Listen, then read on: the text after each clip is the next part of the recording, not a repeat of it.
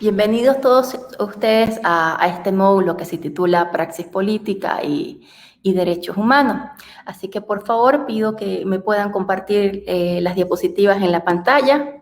Perfecto. Nos vamos directamente a la diapositiva número 3, por favor.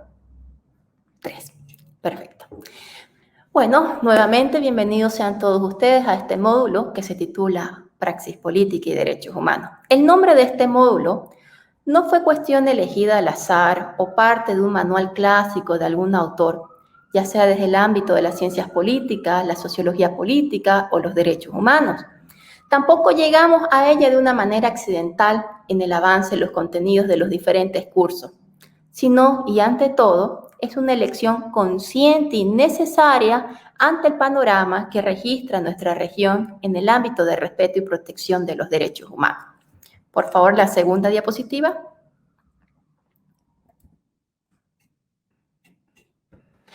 Sabemos que Latinoamérica no es la región más pobre del mapa mundial, pero sí la más inequitativa del mundo, es decir, la región más desigual del planeta. Y a esta conclusión llegamos después de revisar diversos informes.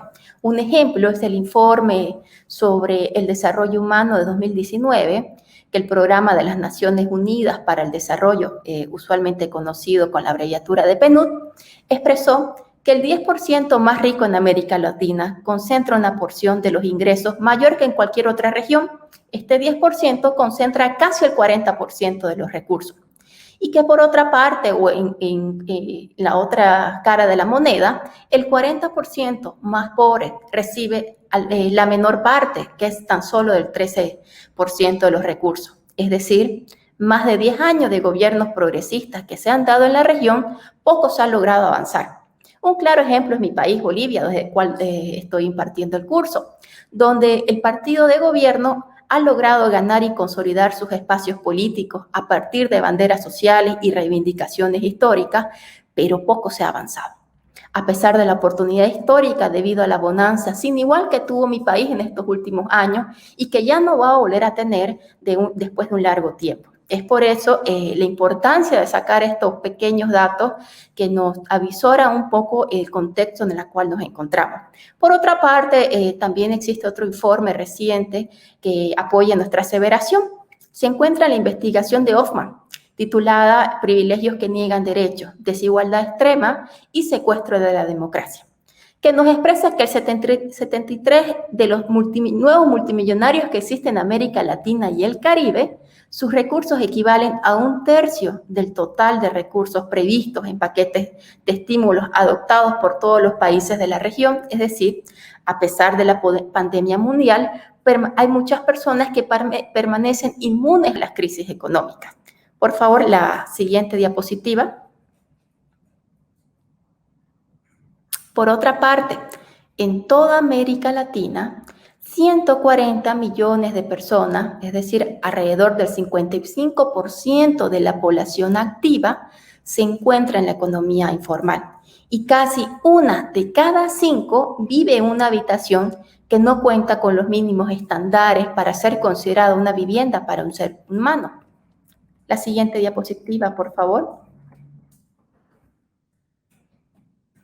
Estos datos, entre otros varios, es quizás una de las muchas causas ante la ola de protesta que recorre nuestra región, donde sumado a las consecuencias que trajo a las economías locales la pandemia mundial del COVID-19, ha agudizado ya nuestra delicada situación. Y según la CEPAL, que es otro organismo, que es otra institución a nivel internacional, los retrocesos que se han dado en la lucha contra la pobreza representan 15 años de trabajo, es decir, actualmente, los avances que habíamos logrado en 15 años de trabajo de lucha contra la pobreza, hemos retrocedido.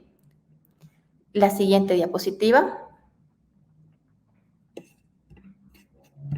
Ante lo descrito, no hay peor espacio para respeto y protección de los derechos humanos que las crisis económicas, ya que usualmente las crisis económicas van de la mano de las crisis sociales. Y aquí hago un paréntesis, porque esto no es una regla, es decir, no es una causalidad, ya que esta correlación no implica necesariamente una relación de causa-efecto entre estos dos factores. ¿Pero por qué hago esta precisión?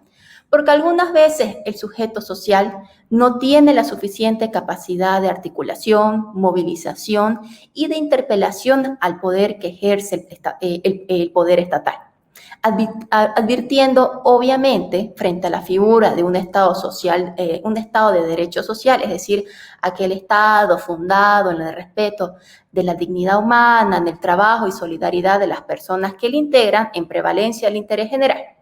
Es ante estos panoramas donde irrumpen regímenes políticos o personalidades políticas cada vez menos dispuestas al respeto de estos mínimos de convivencia humana, camuflando en sus discursos intereses más siniestros, lastimosamente, que proyectos serios de desarrollo y estabilidad económica y social. Siguiente diapositiva, por favor.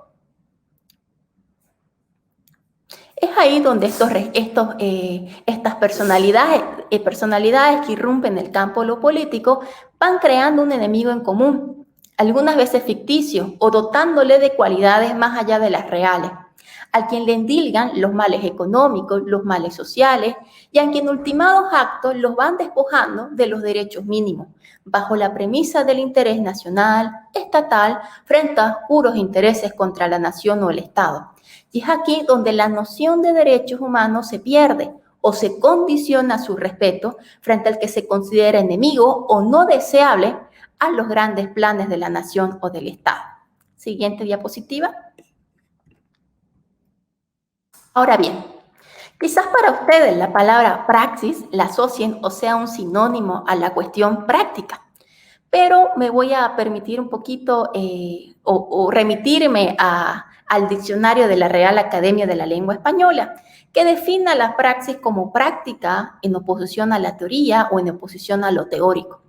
Pero la connotación de la palabra praxis va más allá de la oposición a la cuestión meramente teórica. Si bien la praxis como tal tiene un mayor desarrollo dentro de las ramas relacionadas o influenciadas por el marxismo, que también se la conoce como praxeología o filosofía de la praxis, se considera la praxis como una dimensión constitutiva del ser y del pensamiento humano. Obviamente debemos considerar de antemano que el ser humano tiene varias dimensiones, entre ellas la ontológica, la axiológica, la ecológica, la epistemológica. La axiológica tiene que ver con una cuestión relacionada a los valores que el ser humano va constituyendo a lo largo de su recorrido histórico. La ontológica es cómo voy dotando mi ser de sentido, ¿no? También depende del recorrido histórico y de mi contexto histórico, en fin. La ecológica, que es una dimensión muy interesante, es una dimensión que conlleva de cómo se va relacionando el ser humano con sus semejantes y también con el poder, ¿no? Ahora, volvamos a la praxis. La praxis sería o es la dimensión que dota la actividad humana de un sentido ontológico y teleológico. Es decir, es donde la práctica es determinante en la configuración de los sujetos, otorgándole también sentido histórico, ya que la praxis sostiene que todo acto trasciende al hecho en sí, al definir al sujeto como actor y transformador del mundo. Siguiente diapositiva, por favor.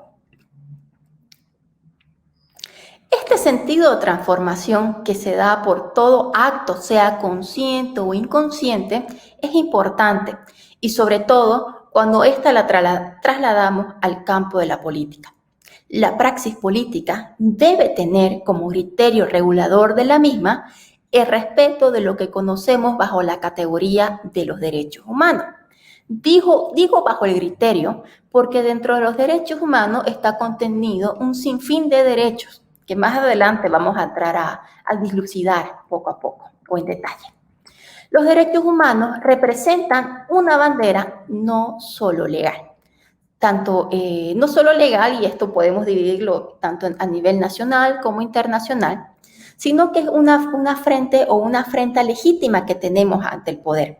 Porque como todos muy bien sabemos o vamos a aprender en este módulo, los derechos humanos irrumpen en la historia moderna universal y es su signo distintivo, ya que si bien desde la edad antigua, en la Edad Media se hablaron de derechos, estos no tenían el carácter de universalidad, es decir, no eran gozados por todos. Acuérdense ya sea al poder o a los poderes, no le gusta la sombra, no le gustan los límites. Y esto incluye a la clase del poder estatal, es decir, a los que ejercen el Estado a través de sus diversas instituciones. La naturaleza inicial del poder estatal se estableció para que la sociedad pueda lograr un acuerdo de convivencia, saliendo lo que se conoce de un estado de naturaleza que tiene como corolario teórico las diversas teorías de contrato social, donde existen dos versiones de estado de naturaleza. La primera es aquella visión idílica de una sociedad feliz, donde impera la virtud y la sencillez, que tiene como exponentes teóricos como John Locke.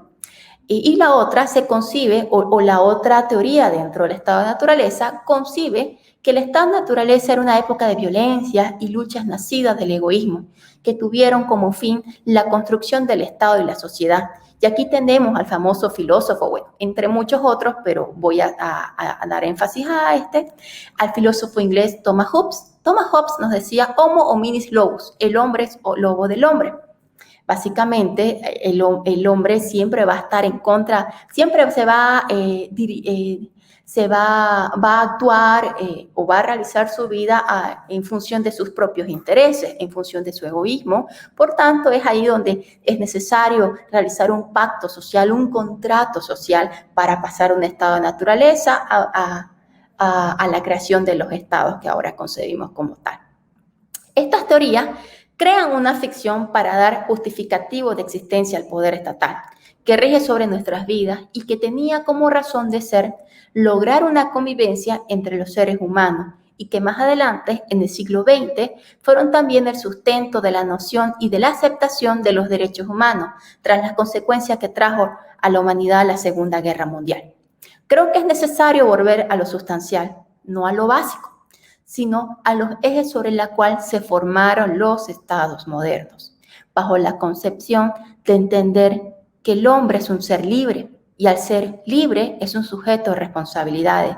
Si bien muchas teorías sociológicas y corrientes contenidas en lo que se denominan los estudios críticos del derecho reconocen que existen poderes establecidos que son los que determinan y velan por ciertos intereses frente a otros, es necesario no olvidar que la noción de libertad cuando hablamos de derechos humanos.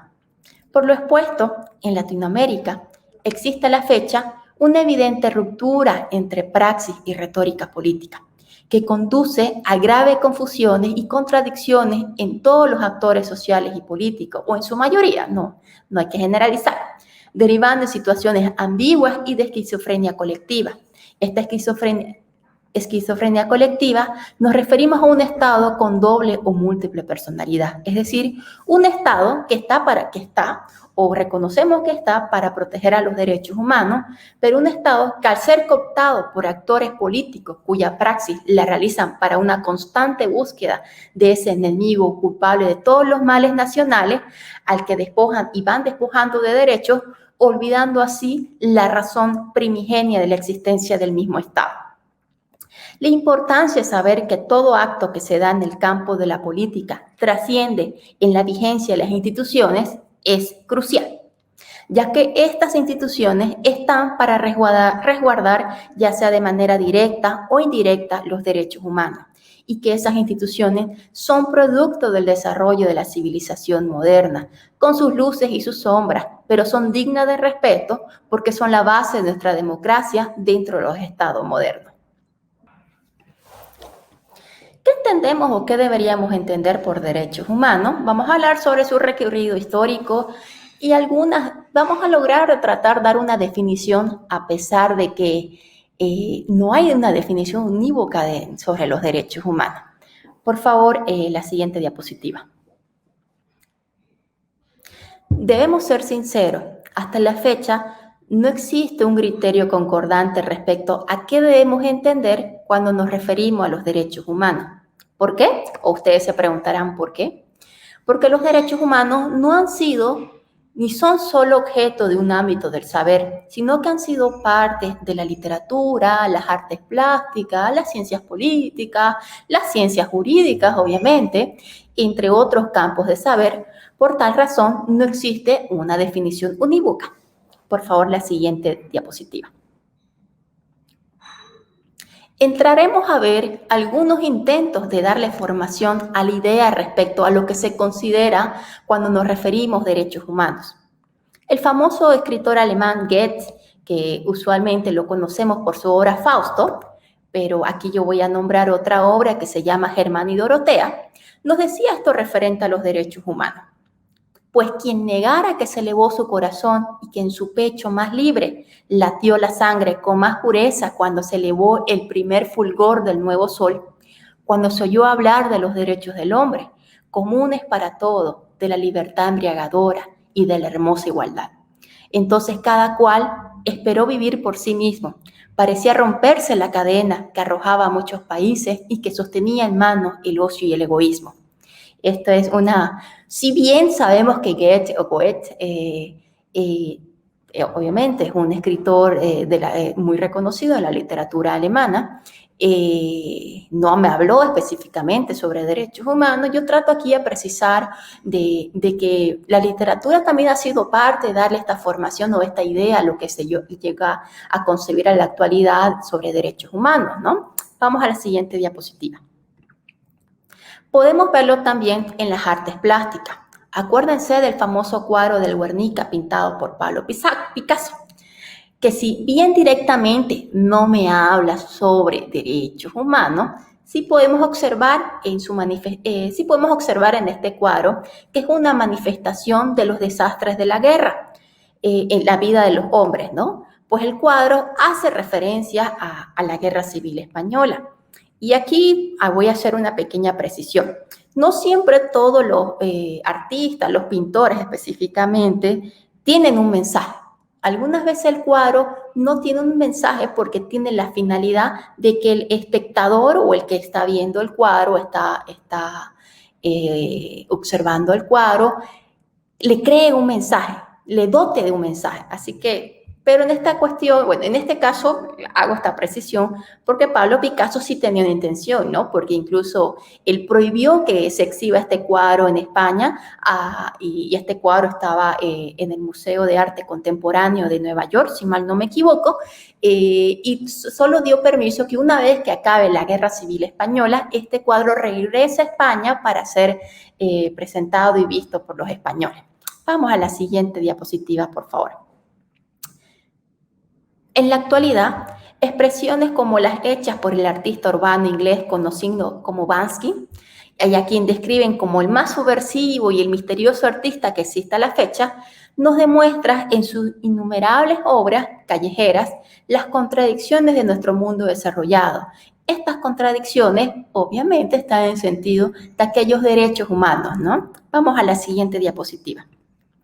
Por último, y no agotando la lista, tenemos al artista chino llamado Ai Weiwei, que en sus diversas presentaciones en los museos más emblemáticos del mundo representa la crisis que la humanidad está viviendo, ya desde temas como la migración, como la crítica a su país y su forma de estado policial frente a los ciudadanos chinos, que le ha ganado a él como artista el repudio por parte del gobierno chino, pero que también nos demuestra, ¿no? Cómo estas obras o estos performances dan un sentido de cómo cada vez el tema del discurso de los derechos humanos se está haciendo discurso y no realidad. Aquí ustedes pueden observar desde diferentes ámbitos del quehacer y conocimiento humano que si bien no hacen a una definición de los derechos humanos, sí se asocian a la idea de los derechos sustanciales para todos. Siguiente diapositiva, por favor. Si bien el concepto de derechos humanos es un concepto histórico propio del mundo moderno, la narración histórica nos mostrará que antes de la Segunda Guerra Mundial existieron instrumentos como la Declaración Francesa de 1789, también conocida como Declaración de los Derechos del Hombre y del Ciudadano, e incluso más antiguos ejemplos encontrados dispersos en la cultura antigua y medieval, donde existía la noción respecto a ciertos derechos como el de la dignidad, el de la libertad, el de la posesión, pero desde posiciones más estrictas, desde posiciones más sectarias o condicionadas en razón al sexo, a tu origen, a la religión, etc. La siguiente diapositiva. Si bien la expresión de derechos del hombre en el siglo XVIII se presentó como criterio inspirador y medida de todas las instituciones jurídicas políticas, fue tras la Segunda Guerra Mundial que se erigió como una idea de la doctrina y praxis política. Siguiente diapositiva. Fue producto del movimiento histórico de la modernidad que se caracterizó por una progresiva humanización y decreciente racionalización que logró dos cuestiones importantes. Primero, convertir al hombre en el centro del mundo, y centrar al hombre en el mundo, que son dos ideas distintas, y por el otro lado, este proceso de racionalización que principalmente supone un sometimiento del poder al derecho, donde el objetivo del respeto de los derechos humanos será un instrumento de capital importancia. Siguiente diapositiva. Ahora bien, teniendo en cuenta el planteamiento del famoso pensador italiano Norberto Bobbio, se puede distinguir, o él distinguió en sus aportes o en sus escritos teóricos, tres diferentes definiciones alrededor de los derechos humanos. Una definición tautológica, una definición formal y una definición teleológica. Desde una definición tautológica tenemos que, él trata de definir que los derechos del hombre son los que le corresponden al hombre por el mero hecho de ser hombre. Desde una definición formal, tenemos que se limita a alguna indicación sobre su estatus deseado o propuesto. Los derechos del hombre son aquellos que pertenecen o deben pertenecer a todos los hombres y de los que ningún hombre puede ser privado. Y desde una definición teleológica, lo teleológico siempre está relacionado con los fines, ¿no? Apela a ciertos valores últimos. Los derechos del hombre son aquellos imprescindibles para el perfeccionamiento de la persona humana, para el progreso social o para el desarrollo de la civilización. La siguiente diapositiva. Frente a estas diversas nociones que distintos teóricos realizan en torno a los derechos humanos, podemos pasar a considerar un concepto más simple. Digo más simple porque es necesario definir los derechos humanos, sobre todo cuando hablamos de personas, cuando hablamos de actores sociales y actores políticos que hacen parte de la dinámica diaria de ese quehacer. Es necesario que se maneje en el discurso una definición clara, a pesar que la teoría nos dice de que no existe una definición unívoca respecto a los derechos humanos. Y esta es la siguiente, que se debe considerar a los derechos humanos como el conjunto de libertades, facultades y potestades inherentes a toda persona humana, que por el solo hecho de ser persona cuenta con el objetivo de proteger su libertad, dignidad e igualdad. Y aquí hay que puntualizar algo sumamente importante, que la centralidad o el eje o el núcleo o la esencia de los derechos humanos, si bien está contenido con un sinfín de otros derechos, el núcleo esencial es el tema de la dignidad. La dignidad es algo transversal al discurso, a la práctica de los derechos humanos. Pasamos a la siguiente diapositiva. Si bien hemos hablado en esta primera parte que en la edad antigua, en la edad media, sí se hablaba de ciertos derechos, se reconocía ciertos derechos a los hombres, es necesario precisar debemos precisar en la línea del tiempo cuando teóricamente los derechos humanos encuentran su hito inicial, y esto es a través de la Declaración Universal de los Derechos del Hombre del 10 de diciembre de 1948. Es decir, a partir de esta declaración se empieza a hablar dentro del panorama internacional de este tema relacionado a los derechos inherentes que toda persona tiene desde su nacimiento y que goza por el simple hecho de ser humano. La siguiente diapositiva. Ahora nos toca hablar de la segunda parte, que es la importancia de los derechos humanos. La siguiente diapositiva, por favor. Ahora bien, la importancia de los derechos humanos es proteger a los particulares frente al poder, ya sea poder público o poder privado. Cuando las violaciones provienen de personas privadas, el Estado es responsable cuando no otorga ya sea los mínimos procesales para que se realice y juzgue ante los tribunales de justicia bajo el respeto de principios como el debido proceso, cuando no existe un real acceso a la justicia, conocido como tutela judicial efectiva, es decir, el Estado puede y en la mayoría de los casos está presente cuando se dan actos de vulneración por parte de personas privadas y ante la negligencia u omisión no hace nada para repararlo. Y ante la posible existencia de negligencia u omisión no hace nada para repararlo, pues bien sabemos que la justicia, cuando se trata de derechos humanos, es una justicia a cargo de la institucionalidad pública, ¿no? La justicia la imparte el Estado. Eso es algo claro e insoslayable. Es por eso que los derechos humanos se constituyen como protección de las personas frente al Estado.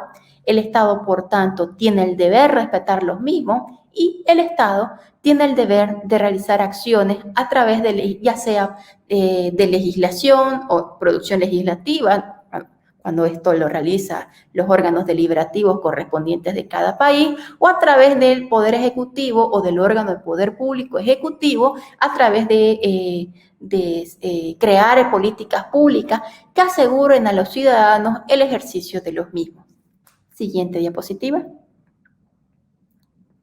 Por otra parte, los derechos humanos se han convertido, y esto es muy importante, en uno de los indicadores del progreso, o uno de los indicadores principales del progreso histórico, como dijo nuevamente Norberto Bobbio.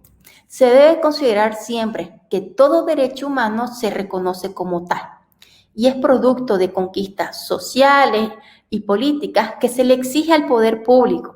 Por eso, un desconocimiento o vulneración no debe tomarse como un hecho aislado dentro de una cadena innumerable de vulneraciones, sino un olvido y retroceso de las luchas de nuestras congéneres de otros tiempos y otros espacios pasados.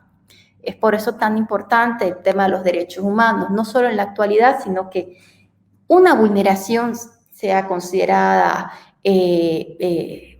una vulneración no muy grande, una vulneración mínima de algún derecho, es de por sí un desmedro a aquellas luchas sociales y políticas que fueron producto de ciertos movimientos, de interpelación al Estado y que se logró que el Estado en ese momento las consolide, las reconozca y después las consolide. Así que ustedes deben entender que ningún derecho que hoy gozamos han sido producto de la benevolencia de los poderes, de los poderes estatales. Siempre han sido producto de luchas sociales y políticas. La siguiente diapositiva, por favor. Ahora vamos a hablar sobre la clasificación de los derechos humanos. Si bien el primer documento jurídico en el que hay un antes y después de los derechos humanos se da gracias a la Declaración Universal de los Derechos Humanos de 10 de diciembre de 1948, posteriormente se generan dos pactos para efectivizar dicha declaración, que son, por un lado, el Pacto Internacional de Derechos Civiles y Políticos y, por el otro lado, el Pacto Internacional de Derechos Económicos, Sociales y Culturales. La siguiente diapositiva. Existe una clasificación teórica de los derechos fundamentales y esto lo hizo el jurista checo-francés Karl Basak. Presentó una clasificación de los primeros derechos humanos por generaciones, pero muchos han malentendido el intento didáctico del jurista para enseñar los derechos humanos, pues muchos entendieron que esta clasificación era una jerarquía de los mismos, estableciendo derechos más importantes frente a otros, lo cual no es cierto, pero hasta la fecha en la práctica jurídica, tanto a nivel nacional como internacional, se entienden como si existiera una jerarquía entre los derechos, hubiera derechos, es decir, que existen derechos de mayor protección frente a otros, razón que no debería ser así ni debería considerarse como tal. Ahora, la inspiración o qué fue lo que lo inspiró a este jurista checo-francés, Karl Basak, para hacer esta clasificación teórica de los derechos a partir de 3 generaciones, Lo hizo básicamente a partir de los ideales de la Revolución Francesa, ¿no? Libertad, igualdad y fraternidad. De cada una de esos valores que tuvo la Revolución Francesa, él sacó 3 clasificaciones denominadas por generaciones. La siguiente diapositiva. Ahora, ¿cuál es esta clasificación? Carl Basak, él hizo la clasificación hasta 3 generaciones. Sabemos que ahora hay muchos otros teóricos que aumentaron una 4ª clasificación, pero no vamos a tomarla en cuenta ni es la intención ahondar mucho sobre estas cuestiones. La clasificación clásica de los derechos humanos realizada por este jurista checo la dividió en 3, ¿no? La primera denominada de primera generación, de segunda generación y de tercera generación. La de primera generación está relacionada netamente a los derechos civiles y políticos que nacen por allá por el siglo XVIII, es decir, los 1700. Después tenemos a los derechos de segunda generación, que están contenidos ahí los derechos económicos, sociales y culturales que nacen entre el siglo XIX y XX, ¿no? Entre estos dos, entre el XIX y XX. Después tenemos a los derechos de tercera generación, que básicamente están contenidos los derechos colectivos del medio ambiente y la paz y que nacen entre el siglo XX y XXI. Siguiente diapositiva, por favor. Ahora, los derechos de primera generación. Estos derechos son considerados como limitantes al poder estatal frente al individuo, como consecuencia de la idea de la libertad, del pensamiento de la Ilustración, de la teoría del contrato social y de sus incitadas revoluciones burguesas del siglo XVIII.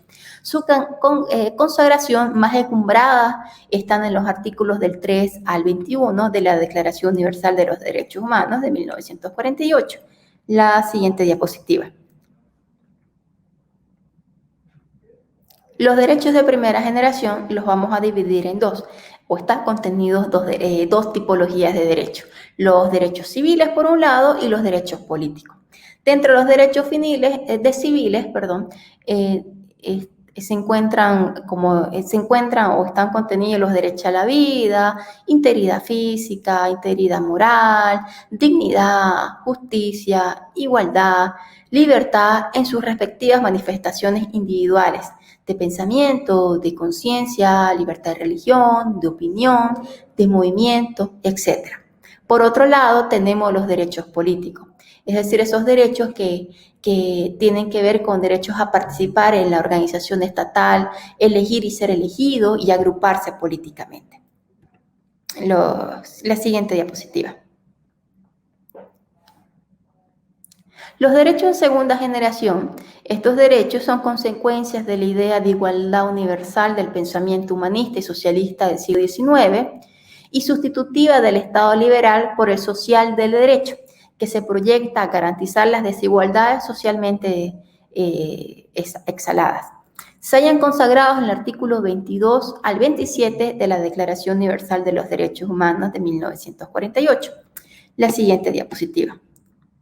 ¿Qué derechos contienen los derechos de segunda generación? Usualmente contiene estas 3 tipologías: los derechos económicos, los derechos sociales y los derechos culturales.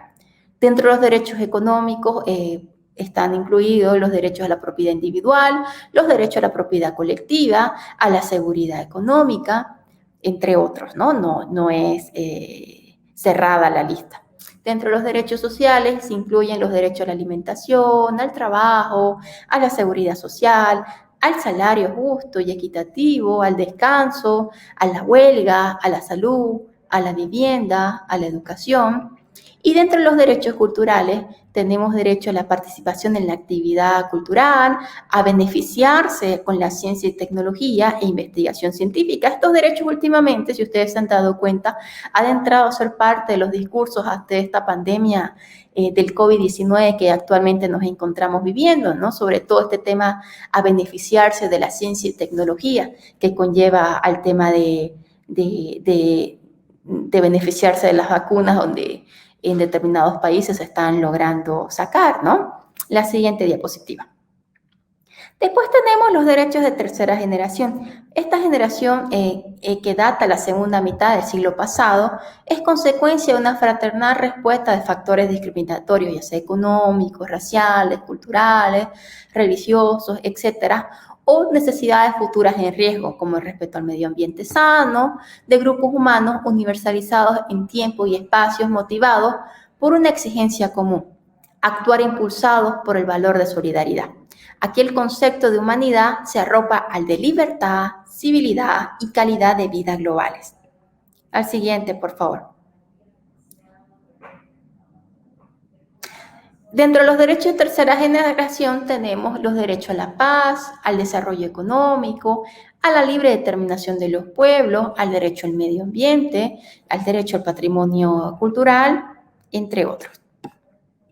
Nos toca hablar ahora sobre algunos principios de los derechos humanos. La siguiente diapositiva, por favor.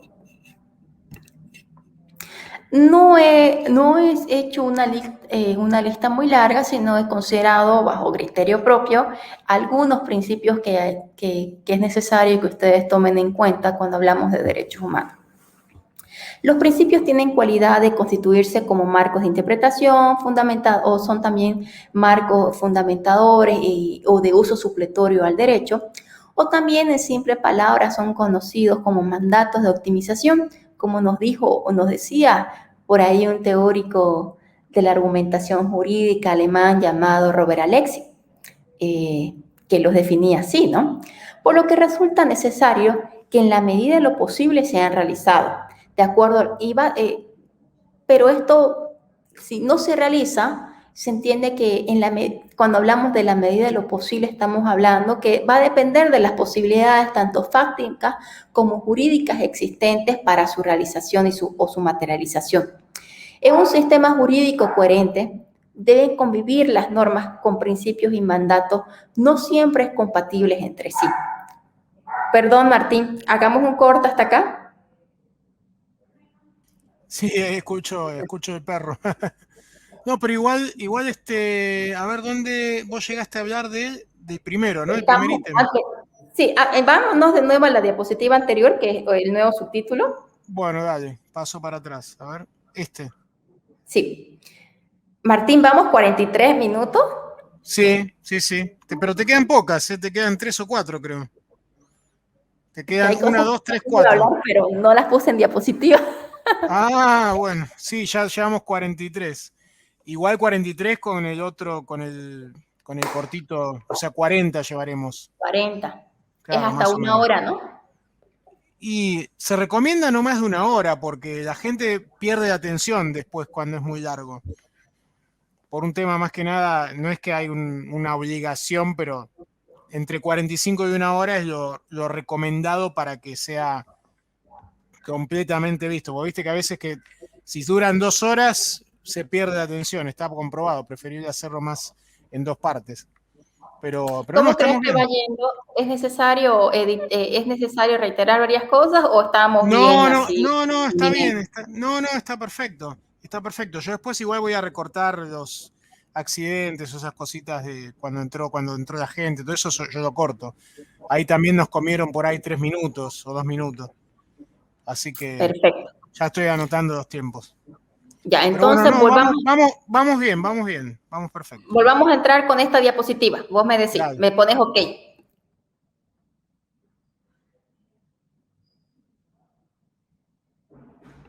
Ya. Nos toca ahora hablar sobre los principios de los derechos humanos en el marco del derecho internacional o lo que también se conoce como el derecho internacional de los derechos humanos. Ahora, los principios tienen la cualidad de constituirse como marcos de interpretación o también, si queremos profundizar un poquito algún teórico del derecho o filósofo del derecho, podemos traer a colación lo que nos decía el profesor alemán Robert Alexy cuando trataba de definir qué son los principios, ¿no? Los principios del derecho. Básicamente nos decía que son mandatos de optimización. ¿Por qué son mandatos de optimización? Porque en la medida de lo posible deberían ser realizados, pero van a depender según las posibilidades fácticas y jurídicas para su materialización, ¿ya?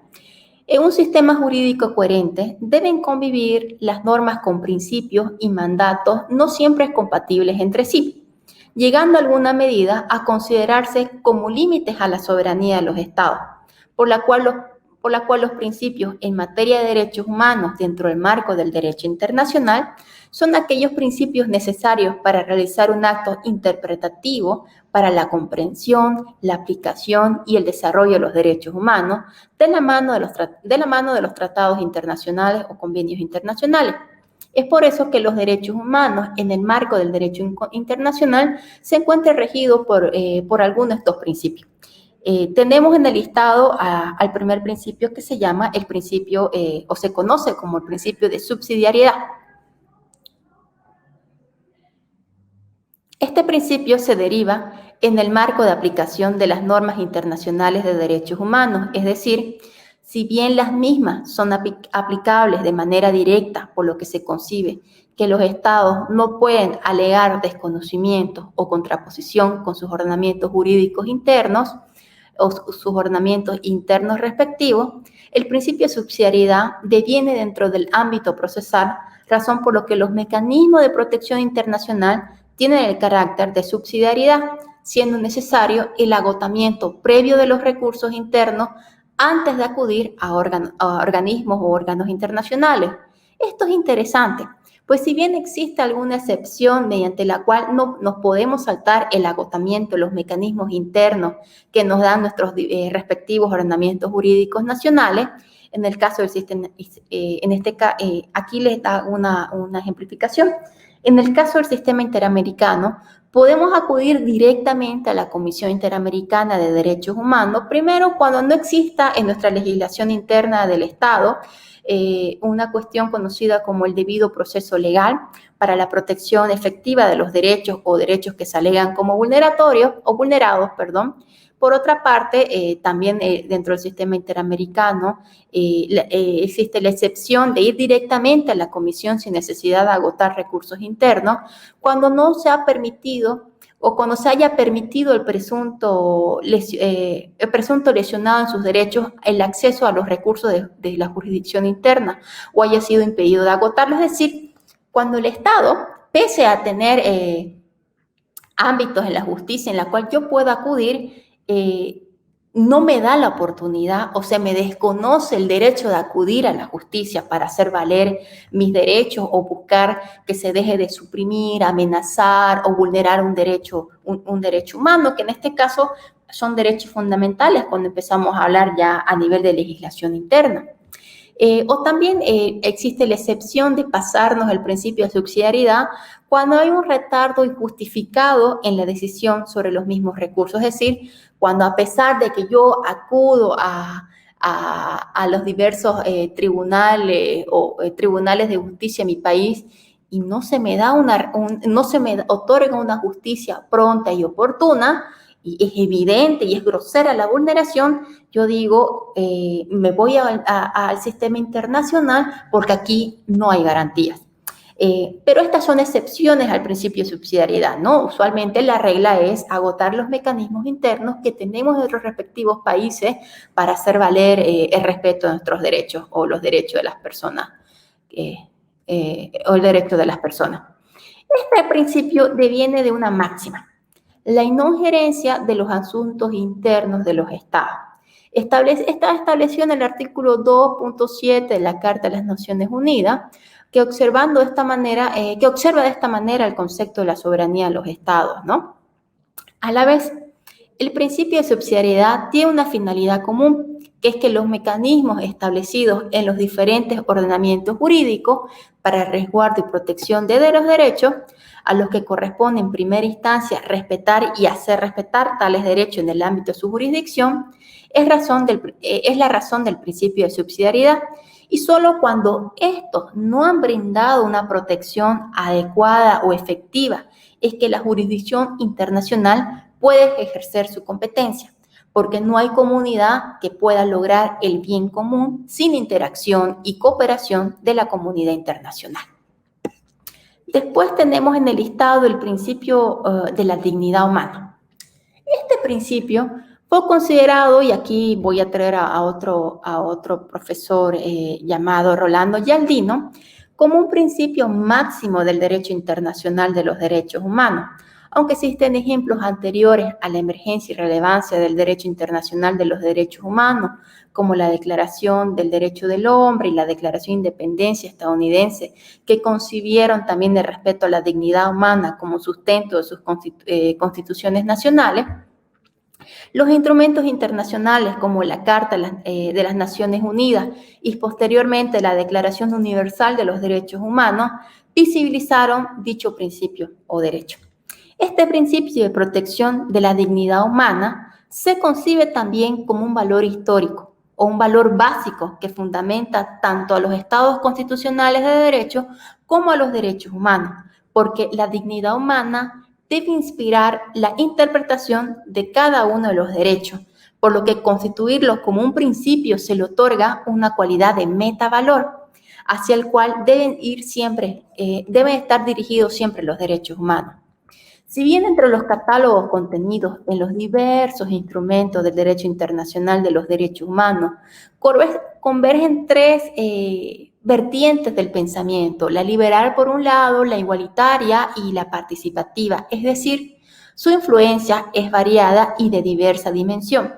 Ambas han logrado plasmar sus fines en los principales instrumentos internacionales de protección de derechos humanos, a través del reconocimiento de los derechos como la libertad, que es una influencia directamente del pensamiento liberal, los derechos a la igualdad, que es verbigracia, la igualdad ante la ley, ya sea formal o material, o el derecho a la participación en su sentido político.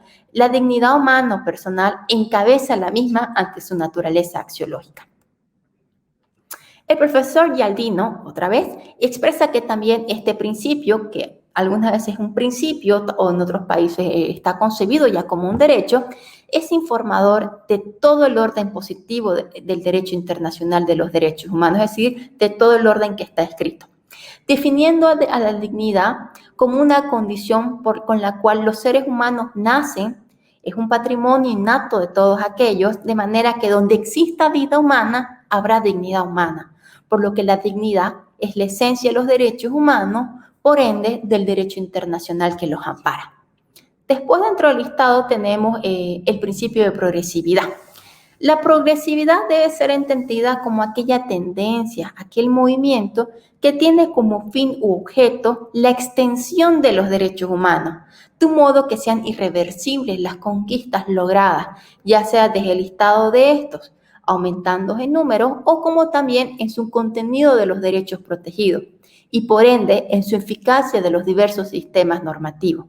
Si bien este principio es relacionado con el principio interpretativo como pronomine, optaremos en la presente de concebir como una característica del derecho internacional de los derechos humanos. Una profesora llamada Hortensia Gutiérrez nos definía este principio como lo siguiente: la progresividad de los derechos humanos se explica por el hecho de que al ser inherente a la persona es posible ir extendiendo el ámbito de protección al ejercicio de derechos que antes no gozaban de ella.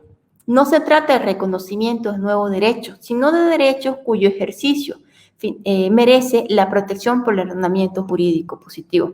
Por otra parte, un famoso teórico dentro del ámbito del derecho internacional público relacionado a derechos humanos, Pablo Niken, también concibe este principio de progresividad más que ser un principio interpretativo de los derechos humanos.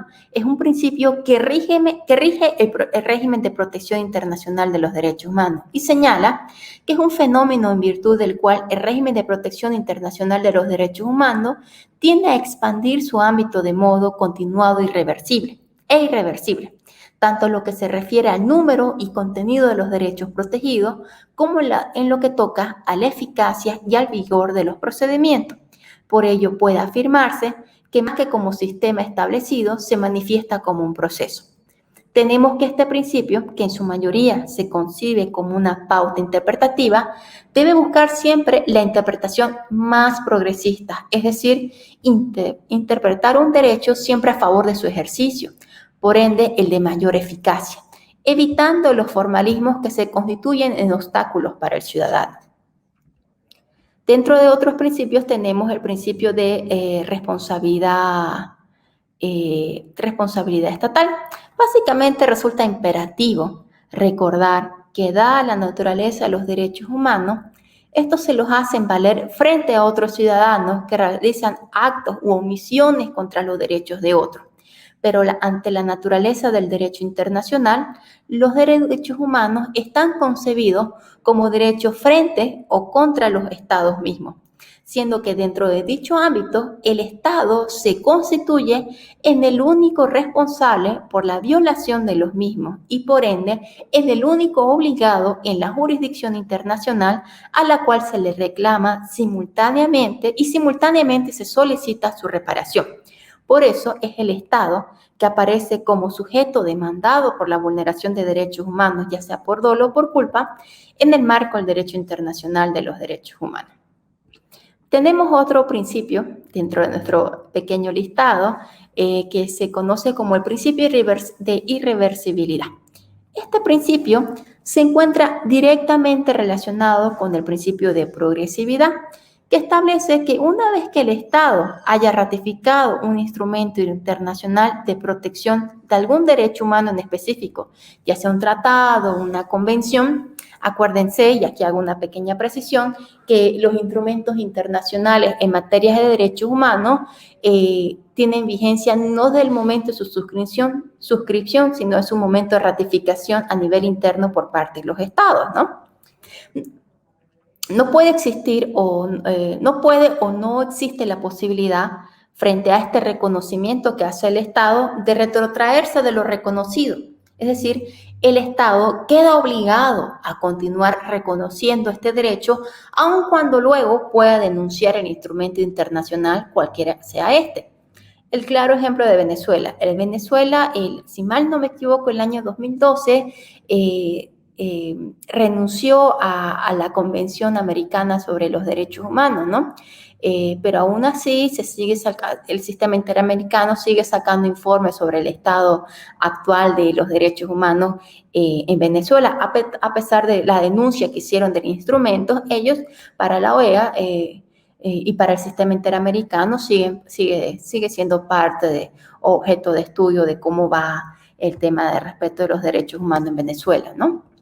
Después, dentro de nuestro listado, y por último, tenemos el principio pro persona, o también conocido como el principio pro homine, que básicamente este principio establece que en caso de conflicto entre normas internacionales y nacionales, habrá que elegir aquella que otorgue una mayor protección de derechos humanos en el caso concreto que se plantea. O también puede entenderse este principio en virtud del cual se debe acudir a la norma más amplia o a la interpretación más extensiva cuando se trata de reconocer derechos protegidos e inversamente a la norma o la interpretación más restringida cuando se trata de derechos o de acciones que van cuyo fin tiene sancionar a una persona cuando hablamos sobre todo de delitos, ¿no?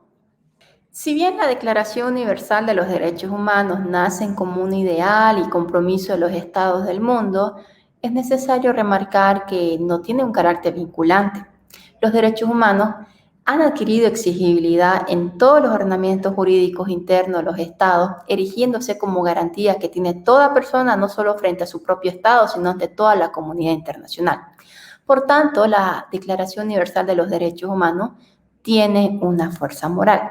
Por más que los gobiernos de turno nos vengan a decir que ciertas disposiciones o ciertas declaraciones por parte de los máximos representantes de los organismos internacionales no serían vinculantes, es decir, no estarían ellos como Estado obligados a acatar, eso no es cierto.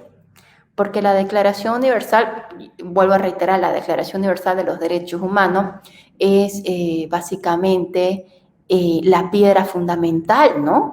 Que tiene una fuerza moral para no volver a pasar por las consecuencias de lo que fue la Segunda Guerra Mundial, ¿no? Cuando se regieron gobiernos que pensaron bajo el espíritu de creación de una nación, cometieron estragos bajo un justificativo de supuestamente crear días mejores para sus naciones, ¿no? Eso siempre es algo muy latente que hay que tomar en cuenta.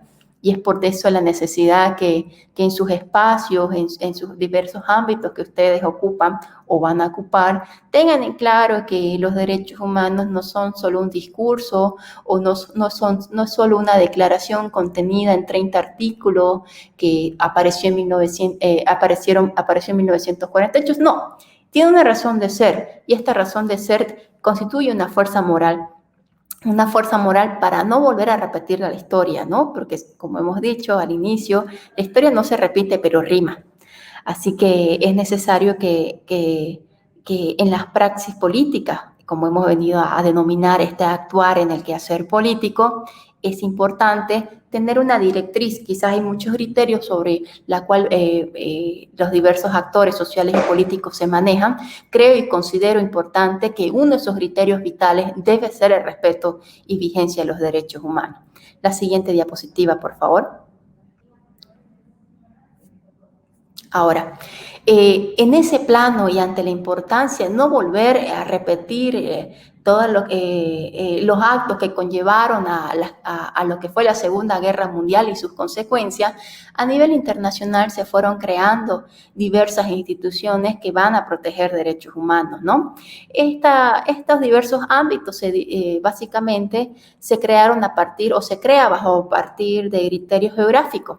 Y tenemos un sistema propio tenemos un sistema de protección de derechos humanos clasificado en tres. El sistema universal, por un lado, los sistemas regionales. A la fecha solo existen 3 sistemas regionales, que por un lado tenemos al sistema interamericano, por otro lado el sistema africano y por otro lado el sistema europeo. Asia, por obvias razones, no tiene un sistema de protección regional de derechos humanos. Y por último tenemos los propios sistemas locales para la protección de los derechos humanos. ¿Cuáles son los sistemas locales? Pues son los que los propios estados crean, ¿no? Para la protección de los derechos fundamentales y garantías constitucionales. ¿Por qué es importante conocer esto? Porque me vuelvo a remitir, ¿no? a las circunstancias actuales de muchos países que son parte de Latinoamérica. La instrumentalización de la justicia con fines políticos, ¿no? Donde cada vez los ámbitos de justicia, ya sea justicia ordinaria, constitucional, agraria, como mi país se divide, algunas veces el criterio de imparcialidad por parte de los jueces se ve cada vez el desmedro de la misma por un Estado o por regímenes políticos o por autoridades que irrumpen en el campo político y logran dominar el poder estatal y poder constituido. Cada vez este miedo, ¿no? de hacer una justicia imparcial, de nominar o nombrar pues, jueces probos que estén comprometidos con la Constitución y las normas legales, ¿no? A nivel de nuestros propios sistemas jurídicos nacionales. Y es por eso si es que en nuestros estados no existe las circunstancias o el ámbito propicio para ir a buscar justicia o ir a que se resuelva algún conflicto jurídico o que se busque la restitución o se deje de amenazar o suprimir algún derecho constitucional o derecho fundamental o derechos humanos, podemos acudir a instancias internacionales, ¿no? Pero obviamente, claro, observando este principio de subsidiariedad y también las excepciones al principio de subsidiariedad, ¿no?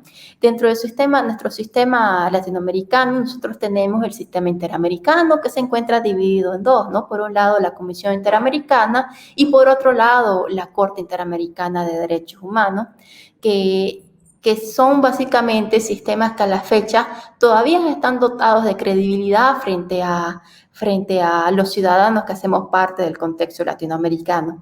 Y aquí hago una pequeña precisión. En Bolivia, después de lo que pasó con el tema de la reelección, de tomarse a la reelección indefinida presidencial como un derecho humano, y esto abrió la puerta al mismo Tribunal Constitucional el año 2007 mediante la sentencia conocida como la Sentencia Constitucional Plurinacional 084/2017, que hicieron diferentes actores políticos o partidos políticos y organizaciones políticas, pues agotaron, o sea, el Tribunal Constitucional en mi país es básicamente un tribunal de cierre. Como ya no se tenía más recursos, se llegó a la Comisión Interamericana y a la fecha la cuestión boliviana sigue pendiente, ¿no?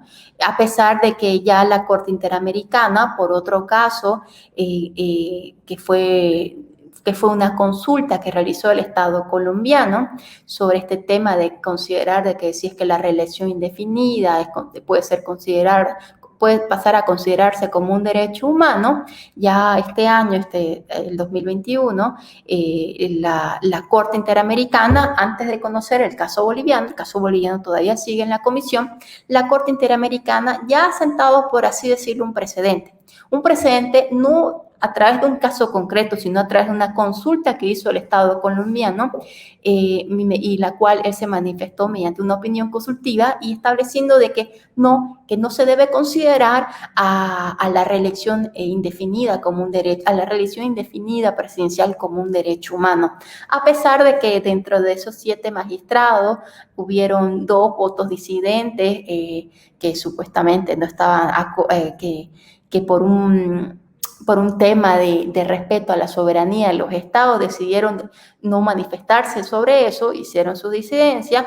De todas maneras, esto es un claro ejemplo que todavía a nivel regional tenemos nuestro sistema interamericano, que todavía goza de independencia, imparcialidad, y por suerte son jueces que al parecer están siendo nombrados a partir de la idoneidad y la capacidad y recorrido profesional que estos tienen relacionados a respeto y defensa de los derechos humanos y derechos fundamentales en sus respectivos países.